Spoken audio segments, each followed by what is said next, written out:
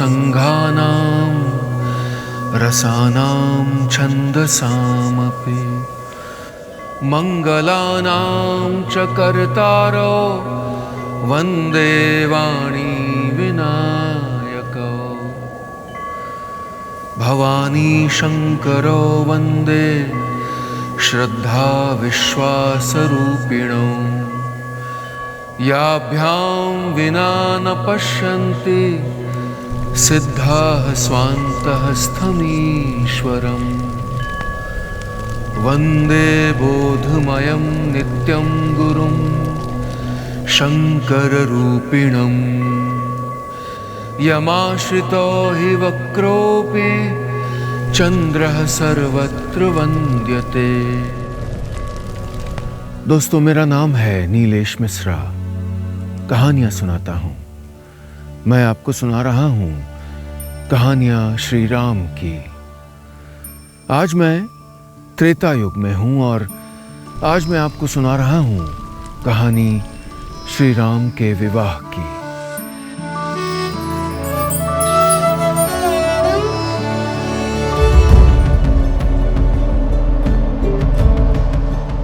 हवा में ठंडक थी उस दिन। हल्का कोहरा था, जिसे हम आज दीपावली कहते हैं। उसके बाद का महीना था, यानी कार्तिक के बाद वाला मार्गशीर्ष। पंछी पेड़ों पर बसे अपने घरों से टुकुर टुकुर इधर उधर देख रहे थे। जंगलों में हिरन आराम से पोखर पर पानी पी रहे थे, क्योंकि बाघ आज अपनी गुफा से निकले ही नहीं थे, जैसे किसी सूचना के आने का इंतजार कर रहे हों। नदियां पर्वतों के हृदय से निकली थीं और अपनी तय दिशा में जा रही थीं, लेकिन आज कुछ व्याकुल थी। जा एक ओर रही थी और देख दूसरी ओर रही थी। एक खास राज्य की ओर, एक राजमहल की ओर। दूर आसमानों में हवा ठहर ठहर कर चल रही थी। बादलों के बीच जगह बनाते हुए सूरज झांक रहा था। उसे भी देखना था ना, क्योंकि पृथ्वी पर कुछ अद्भुत होने जा रहा था। होनी का एक खेल जो शायद सदियों पहले कभी लिखा जा चुका था। लिखने वालों को पता था कि क्या होने वाला है, क्योंकि रचयिता स्वयं एक नए रूप में अपने जीवन का और एक संस्कृति का नया अध्याय लिखने जा रहे थे। राजा जनक का दरबार सजा था। ऊंचे सिंहासन पर मिथिला नरेश विराजमान थे। उनके एक ओर बैठी थी मिथिला की रानी सुनैना। राज सिंहासन के सामने दोनों ओर थे वे राजा, वे राजकुमार जो मिथिला कुमारी सीता से ब्याह करना चाहते थे। बीच में एक बड़े तख्त पे रखा था भगवान शिव का धनुष पिनाक। राजा जनक की बेटी सीता का स्वयंवर था। दूर दूर से आए राजा और राजकुमार सामने थे। यूं तो उन दिनों स्वयंवर में लड़की अपना वर स्वयं चुनती थी, लेकिन आज के आयोजन में राजा जनक ने अपनी बेटी से शादी करने की इच्छा रखने वाले राजकुमारों के सामने एक और शर्त डाल दी थी। राजा ने फैसला किया था कि शिव के इस असीम शक्तिशाली धनुष पिनाक को जो तोड़ेगा वही उनकी बेटी से विवाह का अधिकारी होगा। राजा जनक ने यह शर्त बहुत सोच समझ के रखी थी। कोई भी वचन, कोई भी प्रण यूं ही थोड़े लिया जाता है। राजा जनक और वहां उपस्थित सभी लोग, वहां बैठे मेहमान राजाओं और राजकुमारों को उम्मीद भरी नजर से देख रहे थे। एक पिता के मन के भीतर का बवंडर कोई नहीं देख पा रहा था। सीता जी का श्रृंगार कर रही दासी ने उनकी बलाएं ली और बोली, जैसी सुंदर आप हो राजकुमारी, वैसे ही वर मिले आपको। सीता की अपनी सखियों से आंख मिली तो वो शरारत से मुस्कुरा दी। मुस्कुराहट का कारण था स्वयंवर से कुछ समय पहले वाटिका में मिला एक अजनबी। रंग भूमि आए दो भाई, हसी सुधे सब पुरबा सिंह पाई। चले सकल ग्रह काज बिसारी, बाल जुबान जरठ नर नारी। देखी जनक भीर भय भारी, सुच सेवक सब लिए हंकारी। तुरत सकल लोगन पहि जाहू, आसन उचित देहु सब काहू। राम सिया राम जय जय राम। राम सिया राम जय जय राम। राम सिया राम जय जय राम। राम सिया राम जय जय राम। राजा जनक के सिंहासन के सामने रखे धनुष पिनाक को भगवान विश्वकर्मा ने बनाया था और इसमें इतनी शक्ति समाई थी, इसका अंदाजा मेहमानों में से किसी को भी नहीं था। सभागार खचाखच भरा था। सभी को स्वयंवर शुरू होने का इंतजार था। तभी द्वार पर हलचल हुई और महर्षि विश्वामित्र ने उस आलीशान कक्ष में प्रवेश किया। उनके पीछे थे लक्ष्मण और साथ में थे रघुवीर श्री राम। राजा जनक ने मिथिलापुरी आए सभी मेहमानों यानी राजाओं और राजकुमारों का स्वागत किया। मुनि विश्वामित्र के साथ पधारे दशरथ नंदनों को आदर से बिठाया गया। अब बारी थी सीता जी की। राजा दशरथ ने एक दासी की ओर इशारा किया तो सीता जी ने स्वयंवर वाले कक्ष में प्रवेश किया। सीता जी के चेहरे पर अकुलाहट थी। वो मां सुनैना के पास आकर बैठ गईं। सुनैना ने अपनी बेटी का हाथ थाम लिया। उनके मन में भी हजारों संशय उमड़ रहे थे। नाजों से पली अपनी बेटियों को ब्याह के किसी अनजान घर में भेज देने के लिए बड़ा कलेजा चाहिए होता है। पर कोई तो होगा ना यहां जो अनजान नहीं था, जो नहीं था सीता जी के लिए अजनबी। स्वयंवर की सुबह यानी कुछ घंटों पहले मां सुनैना ने सीता जी को गौरी पूजन के लिए वाटिका भेजा था। सामने फूलों भरे एक बागीचे में पीले वस्त्र पहने दो सुंदर युवा आते दिखाई दिए। सधी हुई चाल, ऊंचा पूरा शरीर, शांत और सौम्य चेहरा, चौड़ा माथा और बड़ी बड़ी आंखें। कोई भी देखते ही जान जाए कि ये कहीं के राजकुमार थे। लेकिन इनके साथ न कोई अंगरक्षक थे न कोई हथियार। माजरा क्या था? दोनों फूलों की क्यारियों को एकदम पास से बड़े गौर से देख रहे थे। बड़ी सावधानी से फूल चुन रहे थे। एक एक फूल, जैसे एक भी पंखुड़ी टूटी तो फूल उनके काम का नहीं रहेगा। बागीचे में फूलों की भरमार थी। पेड़ पौधे फल फूल से ऐसे लदे थे कि कल्प वृक्ष यानी देवताओं के लोक में पाए जाने वाला पेड़ भी शर्मा जाए। बाग में एक तरफ पपीहा गर्दन घुमाकर नए मेहमानों पर आंखें गड़ाए बैठा था तो आम पर बैठी कोयल भी अभी से सावन का इंतजार कर रही थी। चकोर चांद की बाट जोह रहा था और मोर सुंदर नृत्य कर रहे थे। बाग के बीचों बीच एक छोटा सा तालाब था जिसमें कमल खिले थे और जिन पर भंवरे गुनगुना रहे थे। वाह, क्या दृश्य था! और जानते हैं ये दोनों कौन थे?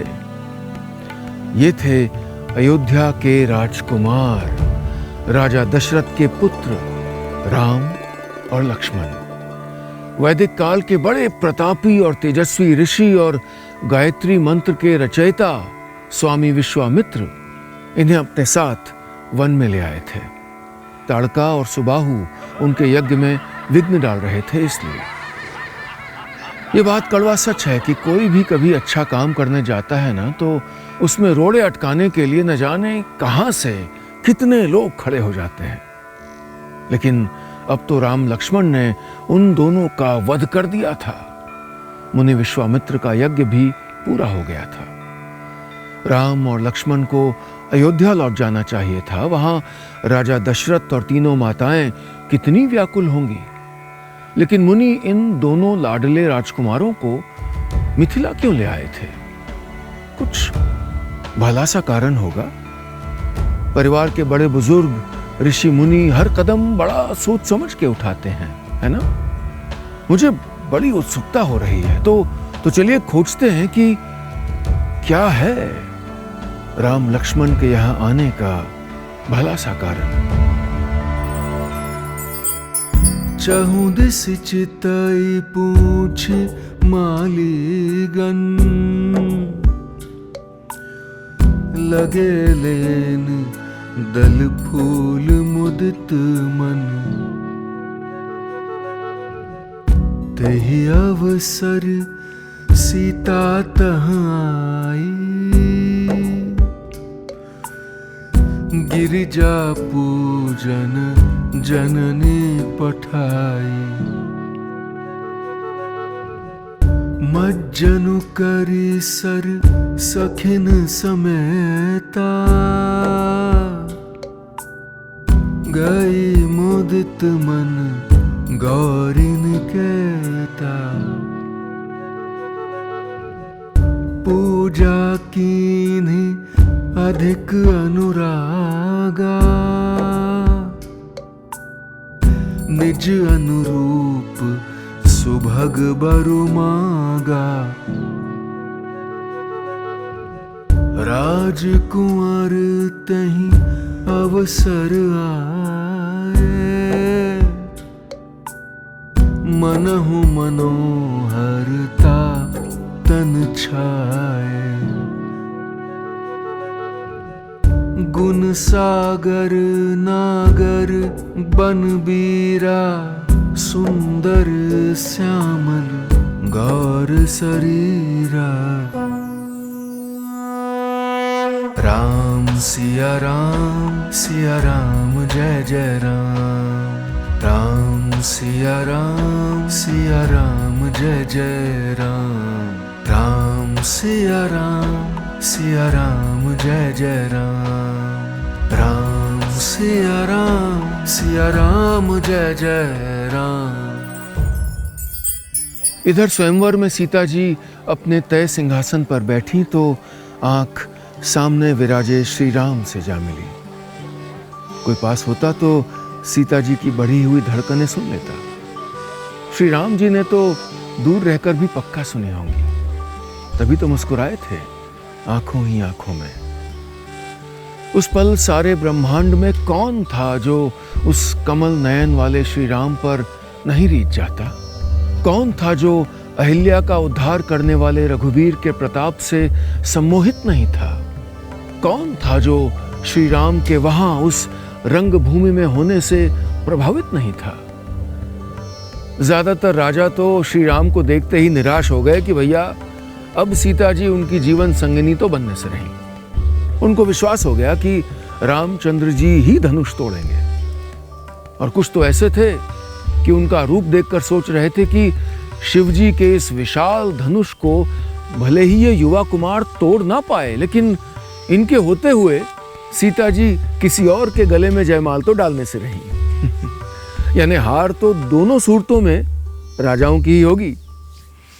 पर हाँ, वहां कुछ अविवेकी, अभिमानी यानी मूर्ख, घमंडी राजा भी थे जो अकड़ रहे थे कि धनुष तो ये तोड़ नहीं पाएंगे और बिना धनुष तोड़े हम इनको सीता जी को ले जाने नहीं देंगे, भले युद्ध करना पड़े। अब बेचारे उन राजाओं को कौन समझाता कि दशरथ पुत्रों से युद्ध करना यानी काल को बुलावा देना। अतिथियों के मन में घुमड़ते संदेह के बादलों को परे सरकाकर मिथिला नरेश राजा जनक ने स्वयंवर शुरू करने के लिए भाटों को बुलाया। भाट गाते हुए सभा में आए और उन्होंने राजा जनक के विशाल प्रण की घोषणा कर दी। एक एक करके राजा और राजकुंवर आते गए, लेकिन पिनाक यानी शिव जी का वो धनुष किसी से सूत भर भी नहीं हिला। फड़कती मछलियों वाली भुजाएं लेकर वो आए, कोशिश की और माथे पर पसीना लिए अपने आसन पे जाके बैठ गए। आखिर में कुछ घमंडी राजाओं ने तो हद पार कर दी। अपनी हार से तिल मिलाकर कुछ राजाओं ने एक साथ मिलकर धनुष उठाने की कोशिश की। सीता जी की आंखें भर आईं। एक ऐसा अपमान हो रहा था उनका, लेकिन शुक्र है कि धनुष टस से मस नहीं हुआ। राजा जनक जी के माथे पर चिंता की लकीरें उभर आईं। ये क्या हुआ? स्वयंवर का आयोजन असफल हो रहा था क्या? यहां आए लोगों में से क्या कोई भी इस धनुष को नहीं तोड़ पाएगा? संसार भर के वीर, देवता और राक्षस भी मनुष्य का रूप धर के आए। उन सब में एक भी ऐसा नहीं था जो धनुष उठा सके। उनके मन का दुख हलक में आकर अटक गया। आंखें छलछला उठी। माता सुनैना भी निराश होकर बोल उठी, क्यों रखी ऐसी कठिन शर्त महाराज ने? क्यों अपने बेटी का जीवन यूं दांव पर लगा दिया? राजा जनक सोचने लगे कि अगर वो प्रण तोड़ते हैं तो उनके क्षत्रिय होने पर कलंक लगेगा, और ना तोड़ें तो उनकी लाडली सिया जीवन भर अविवाहित रह जाएंगी। ईश्वर कैसी परीक्षा ले रहे थे, एक राजा की और एक पिता की भी। प्रभु ही देखी सब नृप ही हारे, जनु राकेश उदय भय तारे। अस प्रतीत सबके मन माही, राम चाप तो रब सक नाही। बेहसे अपर भूप सुनि बानी, जे अविवेक अंध अभिमानी। तोरे हूँ धनुष ब्याहु अवगा, बिनु तोरे को कुंवरी बियाह। सोई पुरारी को दंडु कठोरा, राज समाज आजो जोई तोरा। त्रिभुवन जय समेत बदही, बिनहि विचार बरई हटते ही। राम सिया राम जय जय राम। राम सिया राम जय जय राम। राम सिया राम जय जय राम। राम सिया राम जय जय राम। सीता जी राजा जनक को खेत में हल चलाते हुए मिली थी। पृथ्वी से प्राप्त हुई, इसलिए पृथा कहलाई। राजा जनक और रानी सुनैना ने उनको बड़े लाड़ प्यार से पाला था। एक बार नन्ही सी सिया ने अपने घर में रखे शिवजी के धनुष पिनाक को यूं ही सरका दिया था। राजा जनक दंग रह गए थे। उन्होंने तब जाना कि उनकी लाडली सिया कोई साधारण बच्ची नहीं थी, और तब उन्होंने वचन लिया कि वे सीता का विवाह उसी से करेंगे जो उस धनुष को उठाकर उसकी प्रत्यंचा चढ़ा सके। मिथिला नरेश की पूरी सभा वहां उपस्थित राजा, राजकुमार, देवतागण, असुर आज सभी एकदम स्तब्ध थे। एक सवाल उस सन्नाटे को बार बार चीर रहा था कि क्या पृथ्वी वीरों से खाली हो गई है? क्या ब्रह्मा ने जनक की प्यारी सिया का विवाह लिखा ही नहीं है? राजा जनक सर झुकाए लौटने को हुए कि मुनि विश्वामित्र की आवाज उनके कानों में पड़ी। मुनि ने शुभ समय देखा और अत्यंत प्रेम भरी वाणी में बोले, हे राम, उठो, शिवजी का धनुष उठाओ और हे तात, जगत का संताप मिटाओ। गुरु के वचन सुनकर श्री राम जी ने उनके चरणों में सर नवाया। उनका चेहरा पहले की तरह सौम्य था, किसी तरह की कोई अधीरता नहीं। वो किसी शांत हाथी की तरह चलते हुए आगे बढ़े, सभी मुनियों को प्रणाम किया। वहां उपस्थित सारे देवताओं ने पुष्प वर्षा की और जितने भी नगरवासी थे उन्होंने पितर और देवताओं की वंदना करके अपने पुण्यों का स्मरण किया। यदि हमारे पुण्यों का कुछ भी प्रभाव हो तो हे गणेश गोसाई, रामचंद्र जी शिव जी के धनुष को कमल की डंडी की भांति उठा लें। सीता जी की माता स्नेह से बोल पड़ी कि मुनि विश्वामित्र कैसे इस छोटे से कोमल से बालक को इतनी बड़ी जिम्मेदारी दे रहे हैं? ये कैसा हठ है उनका? रावण और बाणासुर ने जिस धनुष को छुआ तक नहीं और सारे राजा घमंड करके हार गए, वही धनुष इस सुकुमार राजकुमार के हाथ में दे रहे हैं। अरे हंस के बच्चे भी कहीं मंदराचल पर्वत को उठा सकते हैं। माता सुनैना की सहेलियां उनको समझाती रहीं, लेकिन सीता जी को कौन समझाता? उनके मान लेने भर से ही श्री राम उनके थोड़े हो जाएंगे। कैसे कैसे बुरे बुरे विचार उनके भीतर कौंध रहे थे। हथेलियां पसीने से भीग रही थी। वो व्याकुल होकर मन ही मन मनाने लगी, हे महेश भवानी, मुझ पर कृपा करिए। मैंने आपकी जो भी सेवा की है उसका फल दीजिए और मुझ पर स्नेह करके धनुष के भारीपन को हर लीजिए। सीता जी की आंखें किसी झरने की तरह झरने लगीं।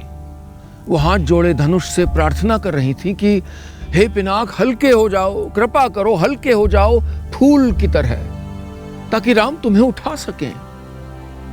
श्री राम ने एक नजर सीता जी पर डाली और उनके प्रति उनका प्रेम देखकर श्री राम का मन खुश हो गया। उन्होंने फिर धनुष की ओर देखा। लक्ष्मण ने अपने भाई को देखा और तुरंत सतर्क हो गए। उन्होंने आंखें बंद की और हाथ जोड़ लिए।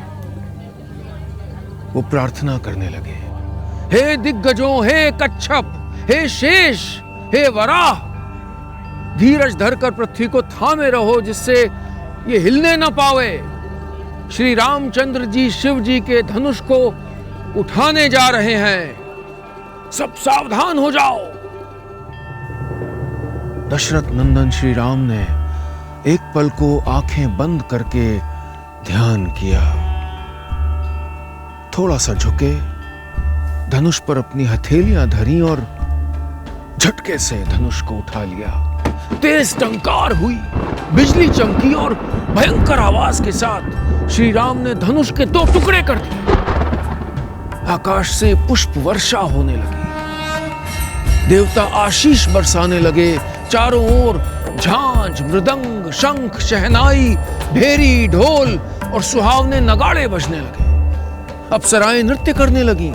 किन्नर रसीले गीत गाने लगे और समूचे ब्रह्मांड में एक ही स्वर गूंज रहा था, श्री रामचंद्र की जय, सियावर रामचंद्र की जय।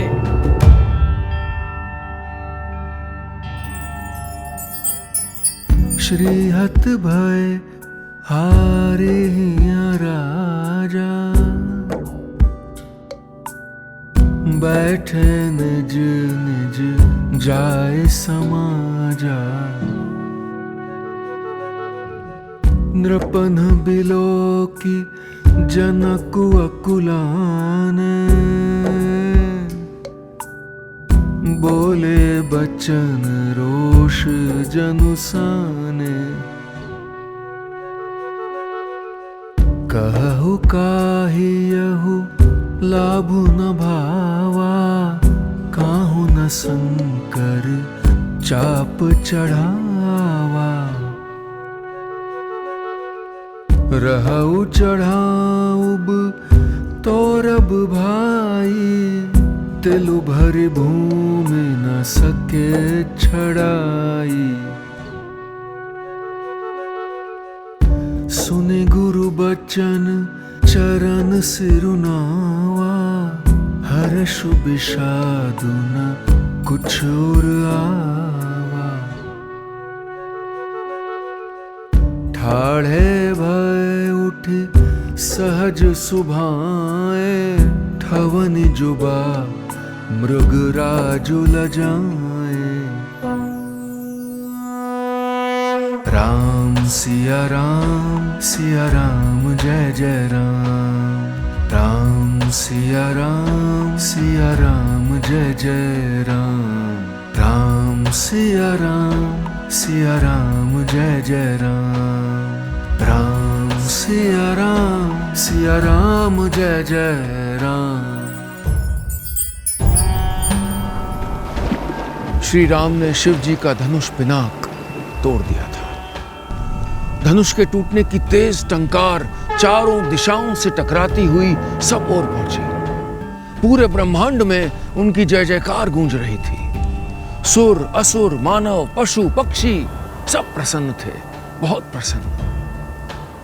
लेकिन तभी राजा जनक की सभा में एक मुनि प्रकट हुए। कौन है ये सूर्य से तेज वाले महात्मा? बैल के समान ऊंचे कंधे, छाती, भुजाएं विशाल, कमर में मुनियों का वस्त्र और 2 तरकस बांधे, हाथ में धनुष बाण और सुंदर कंधे पर फरसा। शरीर पर भस्म बड़ी फब रही थी और विशाल माथे पर त्रिपुंड कैसा सुंदर लग रहा था। सर पर जटा, सुंदर चेहरा, भवें टेढ़ी और आंखें आंखें तो क्रोध से लाल थीं। उन्हें देखते ही सभी राजा ऐसे दुबक गए जैसे बाज को देखकर बटेर दुबकता है। अरे पर कोई बताए तो ये हैं कौन? गुस्से से कांपते महामुनि ने राजा जनक को देखा और जोर से चिल्लाए, रे मूर्ख जनक, बता धनुष किसने तोड़ा? उसे शीघ्र दिखा, नहीं तो अरे मूढ़, आज मैं जहां तक तेरा राज्य है वहां तक की पृथ्वी उलट दूंगा। सारी मिथिला नगरी कांप उठी। राजा जनक ने झुककर उनको प्रणाम किया। बोले, हे भृगुकुल रूपी कमल के सूर्य परशुराम जी, आपका जनकपुरी में स्वागत है। आज बड़ी शुभ घड़ी में आप पधारे हैं। आज बिटिया सीता का स्वयंवर संपन्न हुआ है। ऋषिवर राम ने धनुष, राजा जनक कुछ और कहते कि परशुराम ने अपना फरसा लहराया। वहां उपस्थित सभी लोग सहम गए। सब जानते थे कि परशुराम ने अपनी भुजाओं के बल से पृथ्वी को राजाओं से रहित कर दिया था। सहस्र बाहु की भुजाओं को काटने वाले उनके फरसे की शक्ति को कौन नहीं जानता था। श्री राम, राजा जनक, माता सुनैना और सीता जी का भय समझ रहे थे। उन्होंने मुनि परशुराम को प्रणाम किया और बोले, हे नाथ, शिव जी के धनुष को तोड़ने वाला आपका कोई एक दास ही होगा। क्या आज्ञा है, आप मुझे बताएं। यह सुनकर मुनि का गुस्सा और बढ़ गया। वो बोले, हे राम सुनो, जिसने शिव जी के धनुष को तोड़ा है वो सहस्र बाहु के समान मेरा शत्रु है। शत्रु? बड़े भैया, हमारे प्रभु राम? लक्ष्मण बुदबुदाए। वो तो वैसे भी स्वभाव से अधीर थे, सो एकदम बोल पड़े, मुनिवर, लड़कपन में हमने बहुत सी धनुइयां तोड़ डाली, किंतु आपने ऐसा क्रोध कभी नहीं किया। इसी धनुष पे इतनी ममता किस कारण से है? ये सुनकर भृगुवंश की ध्वजा स्वरूप परशुराम जी नाराज होकर बोले, धनु ही? सारे संसार में विख्यात शिव जी का ये धनुष क्या धनु ही के समान है? परशुराम के गुस्से का जवाब लक्ष्मण हंसकर देने लगे। हे देव, सुनिए, हमारे लिए तो सभी धनुष एक से ही हैं। एक पुराने धनुष के टूटने में इतना क्या नुकसान? फिर ये तो छूते ही टूट गया, इसमें रघुनाथ जी का कोई दोष नहीं है। मुनि, आप बिना ही कारण क्यों इतना क्रोध करते हैं? लक्ष्मण की व्यंग भरी बातें मुनि का गुस्सा बढ़ाती जा रही थी। लक्ष्मण कुछ और तानाकशी करते, उससे पहले ही श्री राम ने लक्ष्मण को शांत रहने का आदेश दिया और परशुराम के सामने सर झुका के लक्ष्मण जी की ओर से क्षमा मांग ली। वो मीठी आवाज में बोले, प्रभु, आप तो ज्ञानी मुनि हैं, इसे छोटा बच्चा समझकर क्षमा कर दें। परशुराम ने अपना फरसा नीचे कर दिया। श्री राम बोले, हे भृगुनाथ, आप ही बताइए, संसार में कौन है जो किसी के डर से उनका सम्मान करता है? मैं तो छोटा सा राम हूं, आप ठहरे परशुराम। श्री राम का शांत चेहरा देखकर और कोमल और रहस्यपूर्ण वचन सुनकर परशुराम जी समझ गए कि राम कौन है। वो बोले, हे राम, हे लक्ष्मीपति, धनुष को हाथ में लीजिए और इसे खींचिए, जिससे मेरा संदेह मिट जाए। फिर जब वे अपना धनुष देने लगे तो चमत्कार हो गया, वो अपने आप ही राम तक चला गया। परशुराम श्री राम जी का प्रभाव जान गए, यानी राम के विनय और विश्वामित्र के समझाने पर और फिर राम की शक्ति की परीक्षा लेकर आखिर उनका क्रोध शांत हो गया। श्री राम के लिए उनके मन में प्रेम उमड़ने लगा। वो बोले, हे रघुकुल रूपी कमल वन के सूर्य, हे राक्षसों के कुल रूपी घने जंगल को जलाने वाले अग्नि, आपकी जय हो। हे देवता, मुनियों और गो का हित करने वाले, आपकी जय हो। हे मदमोह, क्रोध और भ्रम को हरने वाले, आपकी जय हो। अतिरिस बोले बचन कठोरा, कहु जड़ जनक धनुष कै तोरा। बेगी देखाऊ मूढ़ न ताजू, उलटऊ महे जहाँ लही तवराजू। अति विनीत मृदु शीतल बानी, बोले राम जोरे जुग पानी। सुनहु नाथ तुम सहज सुजाना, बालक बचन करिया नहीं काना। राम रमापति कर धनु लेहु, खैचहु मिटै मोर संदेहु। देत चापु आपु ही चली गयऊ, परशुराम मन विस्मय भयऊ। राम सिया राम, सिया राम जय जय राम। राम सिया राम, सिया राम जय जय राम।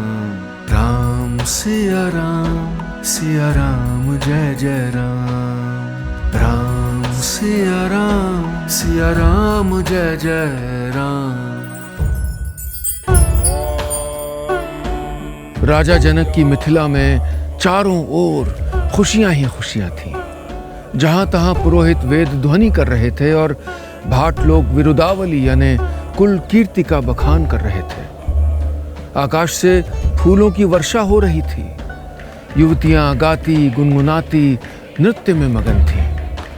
जनक जी ने मुनि विश्वामित्र को प्रणाम किया और बोले, प्रभु की कृपा से ही श्री रामचंद्र जी ने धनुष तोड़ा है। इन दोनों भाइयों ने मुझे कृतार्थ कर दिया। हे स्वामी, अब बताइए आगे क्या आदेश है?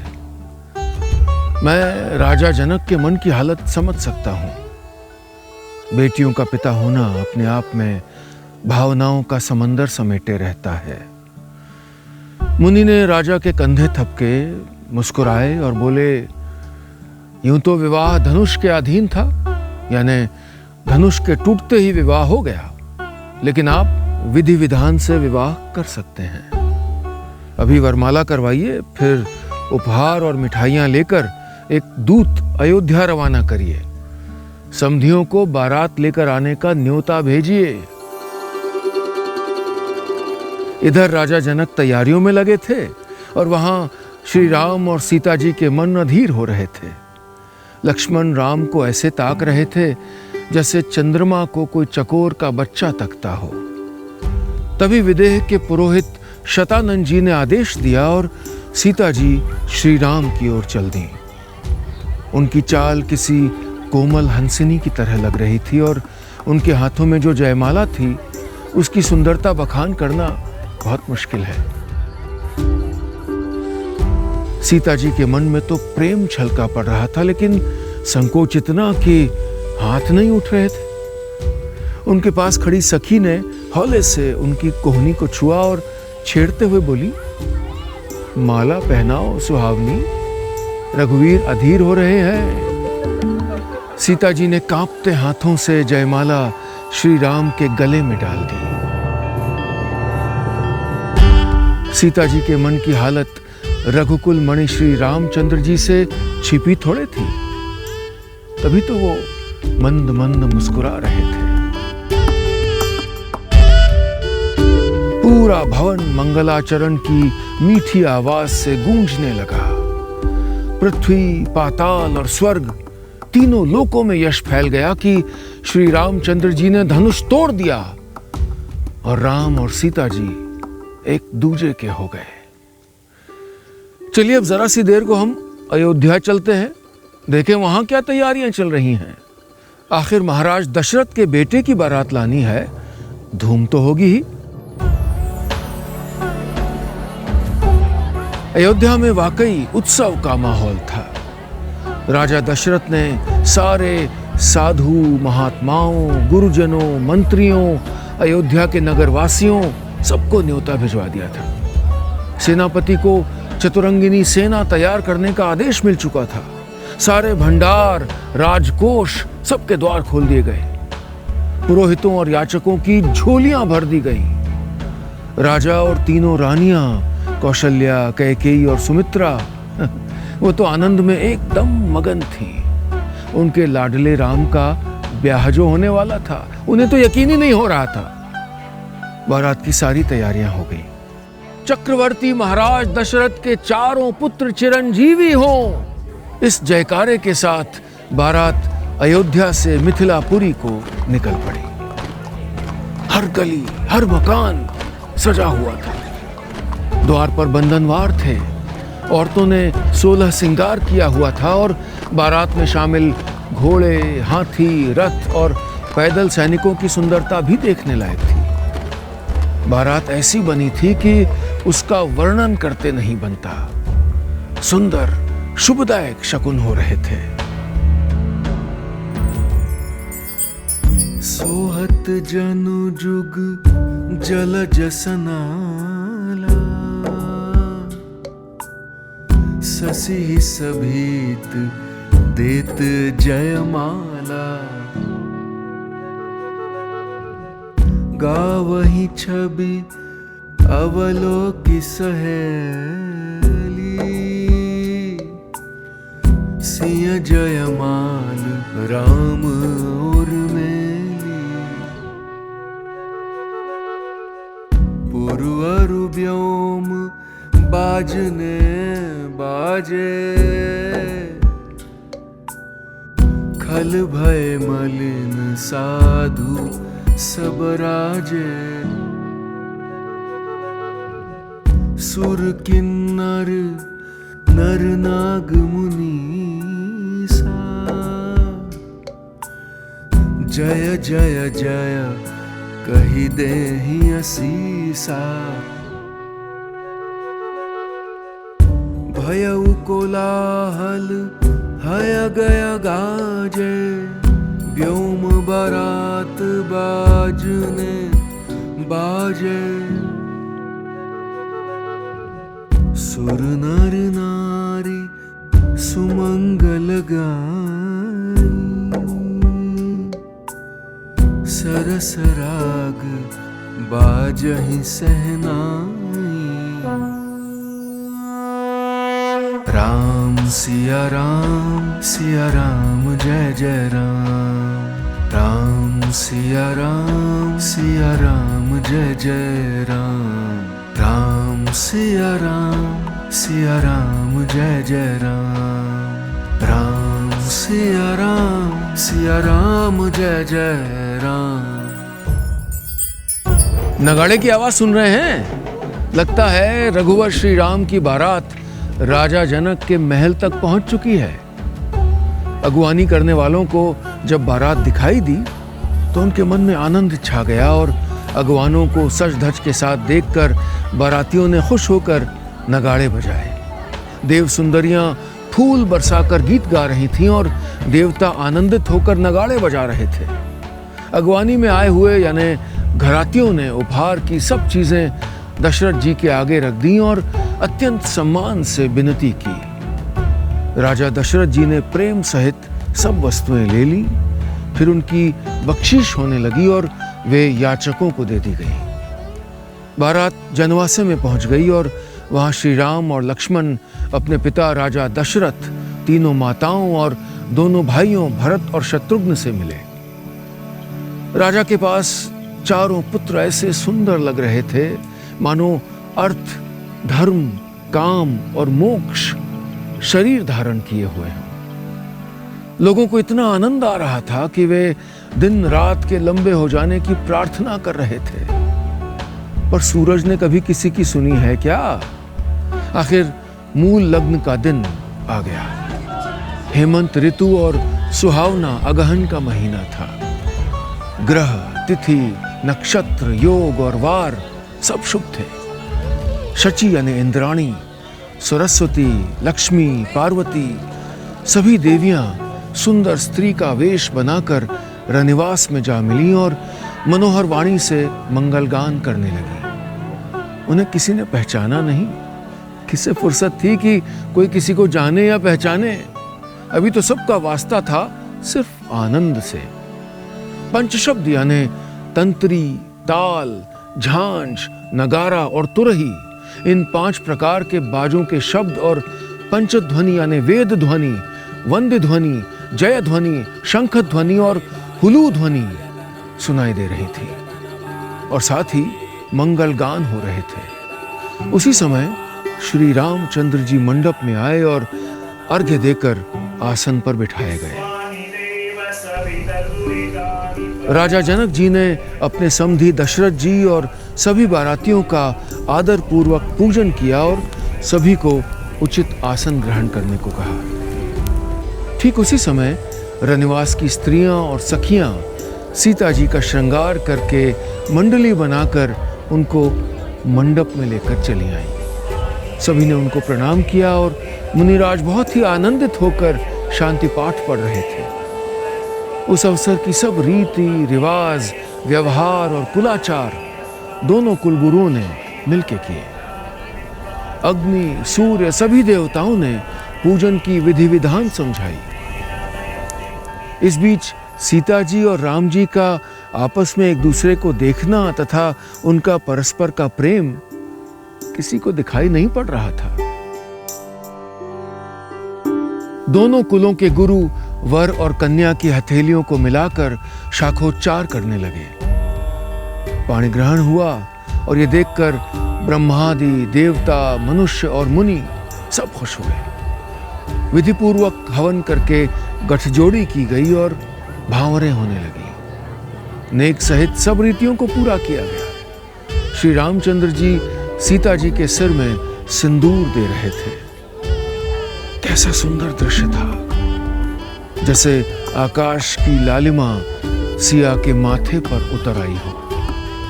गुरु वशिष्ठ की आज्ञा से राम सिया एक आसन पर जोड़े से बैठे। सिया राम की हुई और पुरुषोत्तम श्री राम सिया के हुए।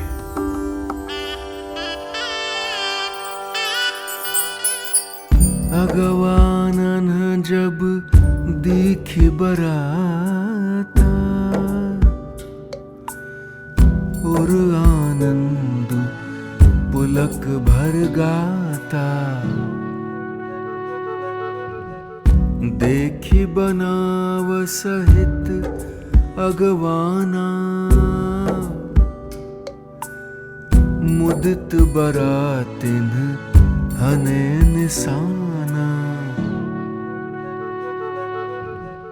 जानी सिया बरात पुर आई, कछु निज महिमा प्रगति जनाई। हृदय सुमेरी सब सिद्धि बुलाई, भूप पहुनई करन पठाई। कुंवर कुंवारी कल भांवरी देही, नयन लाभ सब सादर लेही। जाई न बरनी मनोहर जोरी, जो उपमा कछु कहो सो थोरी। राम सिया राम जय जय राम। राम सिया राम जय जय राम। राम सिया राम जय जय राम। राम सिया राम जय जय राम। राम सिया राम जय जय राम। राम सिया राम जय जय राम। राम सिया राम जय जय राम। राम सिया राम जय जय राम।